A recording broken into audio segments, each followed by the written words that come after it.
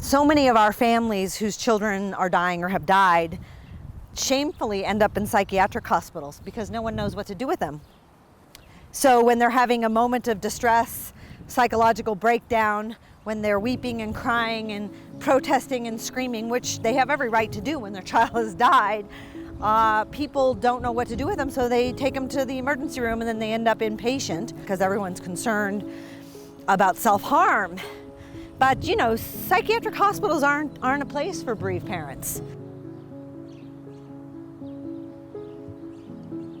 Bereaved parents need a different kind of place to go. Bereaved people in general need a different kind of place to go. Bereavement isn't a medical issue.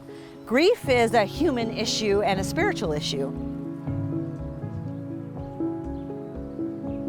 You sort of feel like no one in the world can know your pain and your grief and your trauma. Yeah. And then you meet an animal that's been beaten and starved, an animal that's been taken too soon from its mother, and you start to understand that suffering is what connects us all. This is Aspen, and he's a jumper, so we're trying to teach him not to jump. And Aspen I found in the middle of the highway just south of Kanab with a face full of porcupine needles. And this is Francis. He had been hit by a car in Gallup, New Mexico, when I was on my way back from a research study in South Dakota.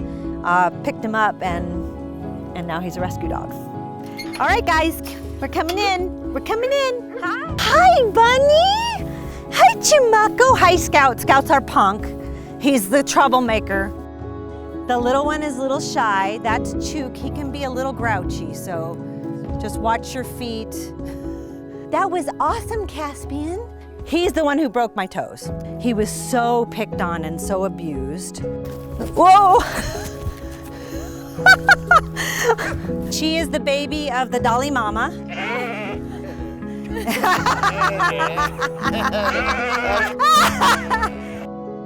Come see Mommy, Wilbur. Hi. Oh, you like the belly rub? Watch this. Oh. Now he's gonna get on his side so we can rub his belly. Somebody left him in a bank-possessed house, so he was drinking pool water to survive. And he was very thin, and now he's not. So a lot of things on the property have special meaning, like that wind chime was donated by a bereaved mother in memory of her two sons. So she only had two sons and both of her sons died. That tree down there is in memory of Giddy, and his classmates, his kindergarten classmates, made all the wind chimes on that in his honor. It's a holy place. You know, we met through our mutual dear friend, Dr. Gabor Mate, and in a lot of ways, I work in the field of addiction and recovery, and you work with people that have struggled with severe traumas, and a lot of people who've lost loved ones, parents who have lost children, and all forms of from disease to dying to murders and all kinds of stuff. So, how did you start this, and why? You know? Yeah, so I mean, I was a mom back in 1994 and was pregnant with my fourth child, and she died very suddenly as a newborn baby, and I had no understanding of why she died. They never found a cause of death, and there wasn't any support organization around to help me through it. Hi, Aspen. You want to be part of the interview? If he wants to be. There we go. This is Aspen, one of the animals. He's going to try to actually get up on the table. You can see that they're very well disciplined. Yes. Anyway, so I began sort of a downward spiral. There was no support for me. And, you know, I went to several psychologists and therapists who wanted me to go on medications. Some thought I should be hospitalized. And I just kept saying, no, our love is worth all the pain I feel. You're not taking this from me. It's all I have left. So I really pushed back hard, but I was flailing. So I weighed 90 pounds within a few months. And I had 3 little kids to take care of, and I wasn't doing a very good job taking care of them. And P.S., that's how intergenerational trauma gets sent from one generation to the next. Because had I not been able to pull myself together, had I not been able to do things, the things that were important to me to cope in the way that made sense to me, I don't know that my children would have had the advantage of having a present mom anymore. So, I mean, I think in our culture in general, we don't do grief very well. We tell people don't feel any emotion other than happiness. I call it the happiness cult in my book. So you're only allowed to feel happy or joyful or, encouraging, and you're not allowed to feel any of the emotions that are undesirable by our standards: grief, despair, anger, sadness, etc. That's not helpful, because what happens when you can't feel an emotion is you have to numb out. And that's where we get into trouble with substances. That's where we get into trouble with pornography, with gambling, with food. Anything with sugar. Anything can be an addiction. Anything that takes us out of the way that we feel, anything that we use to manipulate our emotional state, can become an addiction and can become a really unhealthy coping mechanism. And our culture is full of examples. And so what I used to tell people is, I would go to all these psychologists and therapists, and they'd say, we're going to help you, make you feel better. And I'm like, no, I don't want you to make me feel better. I just want to feel. I just want to feel what I feel. My emotions are legitimate, and you don't get to take them from me. I call it psychological imperialism, and we do it all the time, where we try to take someone's emotions and transform them into something good or something meaningful. That can happen, and it does happen, case in point. But it has to happen on its own accord. It has to unfold in its own time. We can't rush it. We can't usher it through the door. The early mystics knew that spirituality is a way into suffering, not a way out of suffering. Social support is one of the most important things that out there for people who are grieving. And so how do you find good social support? That's tricky. Because what happens is the social system believes the sort of inculcated dysfunctional messages of our culture about grief, and then people internalize them. Like, oh, well, it's been 2 months, it's been too long, I should be better by now, I have to feel happy. I had someone here last week who was saying that when she feels sad about her daughter who died, her friends come over and say, come on, let's go have a drink. And she says, I'm sad. Her friends actually say, come on, let's go have a drink. And I'm like, that's not helpful. That is not, if you want to enjoy a glass of wine, enjoy a glass of wine. Don't enjoy a glass of wine to take you out of your emotions, right? So, so what do people do? And this is really hard. You have to seek the kind of support that helps you inhabit your grief, that is compassionate toward your grief rather than avoidant of grief. So that support groups are sometimes really helpful. Sometimes faith communities are the worst offenders. Sometimes family systems are wonderful, and sometimes family systems abandon the person who's grieving because they want you to be who you were before. And when you have had a catastrophic loss, you're not the same person. It fundamentally, at a cellular level, changes you. And it's hard for families to see that.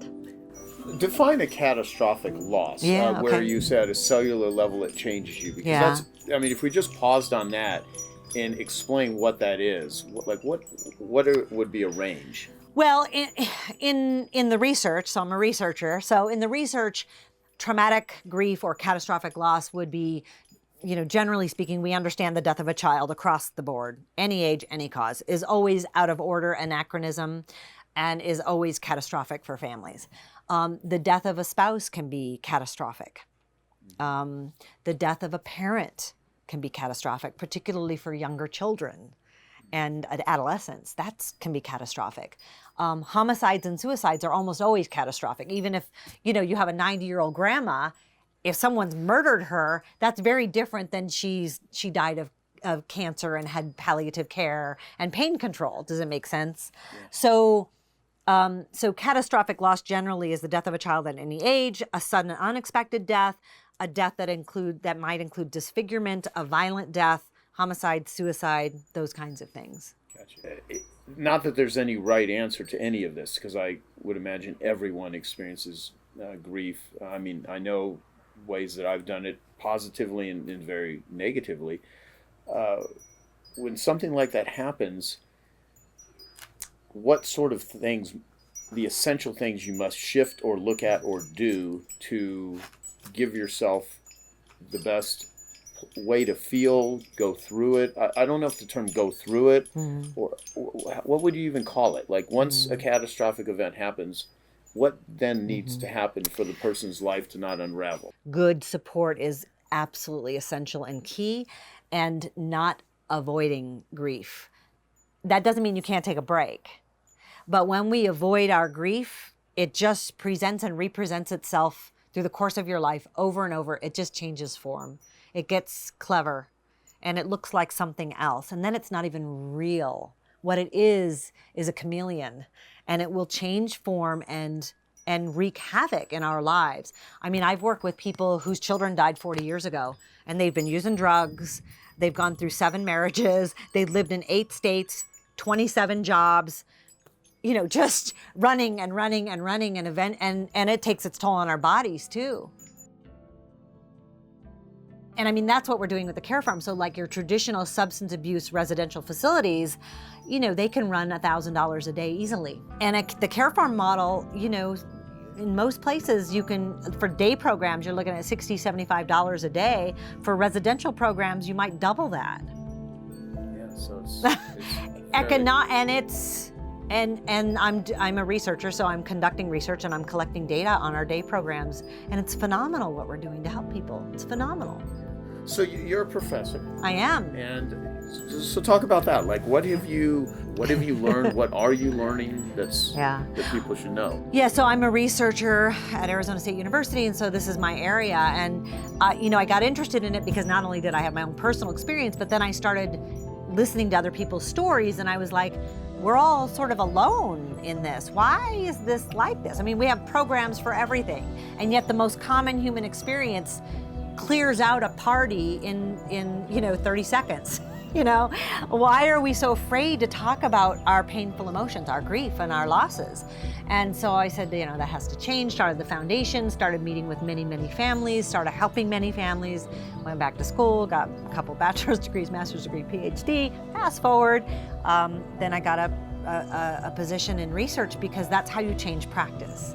So one of the things that was incredibly distressing to me is how pedagogical models were failing people over and over and over again because we were medicalizing grief, because we were treating grief as anathematic. We were treating grief as the enemy, as something to get over, as something to overcome, and it's nonsensical. You're actually, it's a model that promotes disintegration, not integration. It promotes fragmenting of our self-identity. We need more people doing this kind of work that's centered on compassion and connection and belonging and remembering, not the medical model, because the medical model is actually causing more harm than good.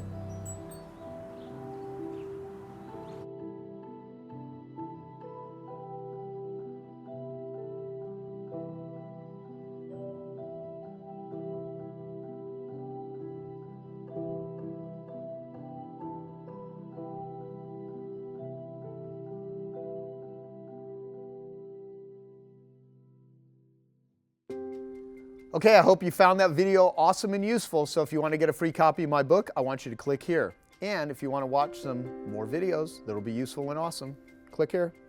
Go ahead. You're over here. Do it now. Come on. Thank you. Watch them.